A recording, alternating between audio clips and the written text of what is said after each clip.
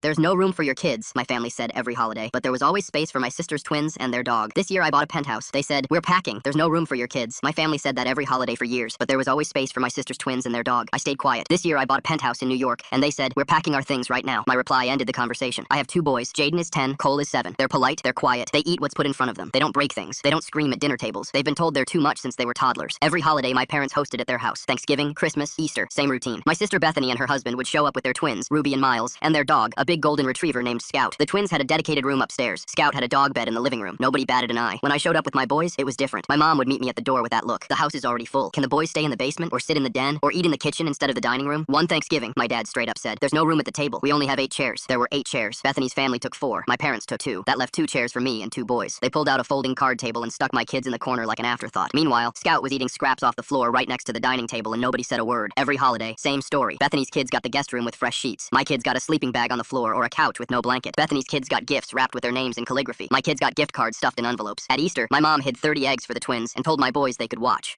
like they were spectators at someone else's childhood. Cole asked if he could hunt too. My mom said, "There aren't enough eggs, sweetie. There were 30 eggs and 4 kids. She could have split them evenly. She chose not to." I never said anything. I should have, but I didn't. I kept showing up because I thought that's what you do. You swallow it. You don't make a scene. You let your kids sit at the folding table and pretend it doesn't matter, but it mattered to them. Jaden asked me last Christmas, "How come Grandma doesn't like us as much?" I didn't have an answer. Here's what my family didn't know. 3 years ago, I started a software company with 2 friends. We built it from my apartment. Late nights, no salary for the first year, credit cards maxed. By year 2, we landed a contract with a major retailer. By year 3, we were profitable, very profitable. I didn't tell my family, not because I was hiding it, because they never asked. Not once in 3 years did my parents ask about my work. Bethany didn't know what I did. My dad thought I was still doing freelance IT support. Last spring, I bought a penthouse in Manhattan, 3 bedrooms, floor-to-ceiling windows, a terrace with a view of the skyline. I paid cash. I still didn't tell anyone. In September, I invited my family over for Thanksgiving at my place. I said I'd host this year. My mom laughed on the phone. "You're hosting? Where?" I gave her the address. She Googled it. 10 seconds of silence. Then, "Is this real?" They showed up the Wednesday before Thanksgiving. My mom walked in and stopped in the doorway. My dad just stood there staring at the windows. Bethany looked like she'd been slapped. She walked through every room without saying a word. Her husband walked straight to the terrace and didn't come back for 10 minutes. The twins ran around touching everything. Scout wasn't invited. I said no dogs. First time anyone in my family heard that word directed at them. The first words out of my mother's mouth were, "How long have you had this?" "A while." "And you didn't tell us?" "You never asked." Dinner was catered. I set up a table for 12. My boys sat right at it, same table as everyone else. No folding card table, no corner, no basement. Jaden looked at me across the table and grinned. After dinner, Bethany pulled me aside. She said, "This is amazing. We should come here for Christmas too. The twins would love it." I said, "There's no room." She blinked. "What? There's no room for your kids. The house is already full." She stared at me. I stared back. My mom overheard and came over. "Don't be ridiculous. There's plenty of room. Funny how there's always room when it's a penthouse in New York. When it was your house, my kids ate in the corner." She opened her mouth. I kept going. "For 10 years, my boys were the afterthought. The folding table, the sleeping bag on the floor, and now you're packing your bags because the apartment has a view?" My dad tried to step in. "Let's not do this today." I said, "I'm not doing anything. I'm just reminding you what you did to my kids for a decade." Nobody had anything to say after that. They left the next morning. Bethany texted me a week later asking about Christmas plans. I said we were spending it alone, just me and the boys. Jaden and Cole helped me put up the tree. We ordered pizza and watched movies on the couch with the city lights behind us. Cole said, "This is the best Christmas ever, Dad." It was.